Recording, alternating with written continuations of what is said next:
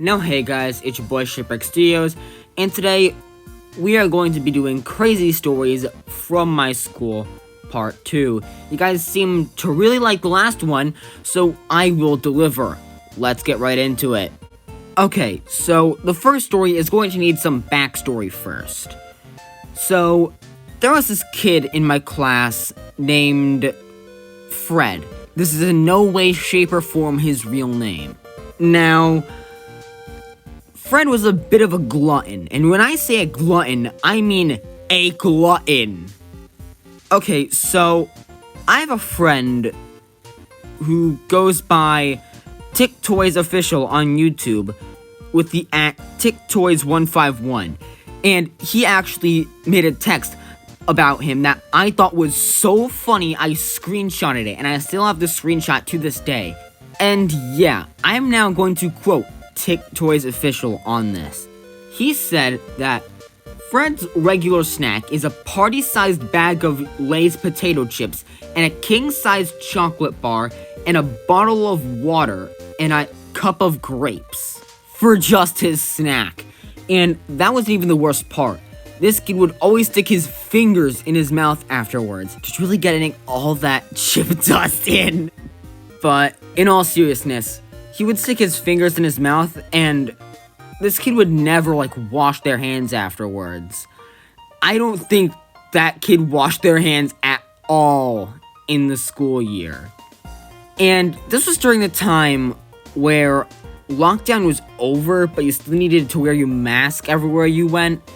And this kid would never, and I mean never, wear his mask. So yeah, this kid was just the virus waiting to happen. I did get the virus that school year. Now, on to the story. So, we had a theology class in school, and I would always tease him, hey, get off your Chromebook, because he was always glued to the Chromebook. Theology class, we had a nice teacher. It was a chill class, but our teacher always hated when she would catch students on their Chromebooks.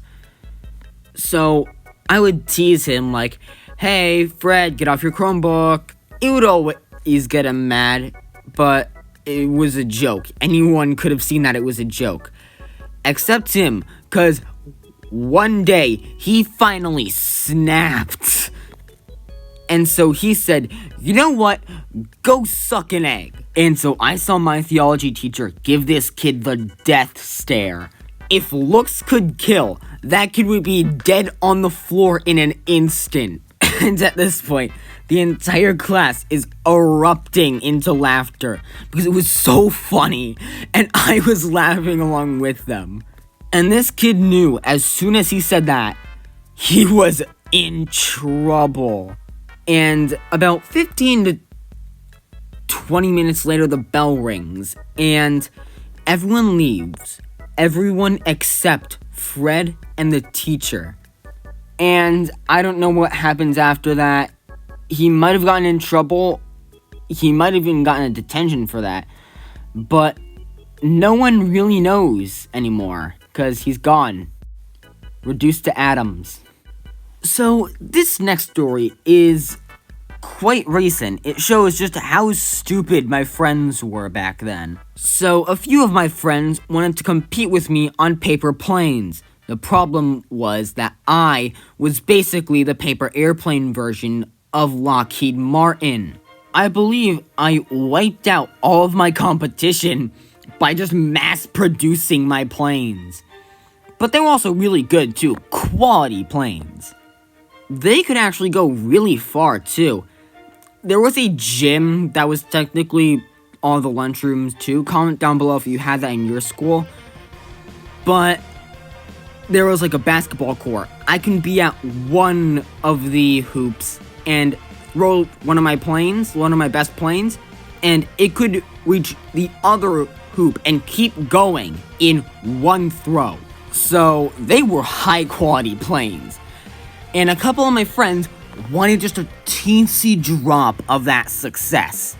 And instead of making their own designs like how I do, they straight up copied mine. So yeah, that wasn't very nice.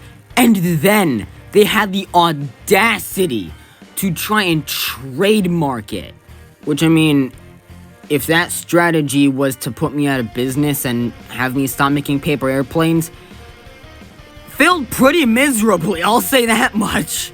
And that actually gave me the opportunity to actually take one of the design elements of theirs and put it on mine in an Uno reverse card that was unforeseen.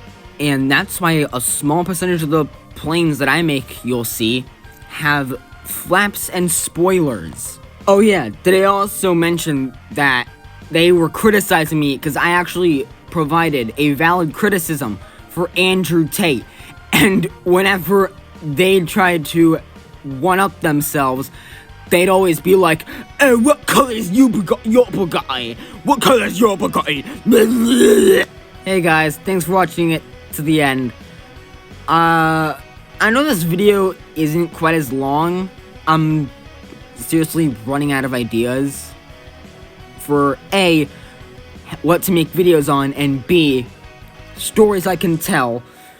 But yeah, if you have any suggestions on what I should do next, please leave it in the comments below, and I will see you in the next video. Bye.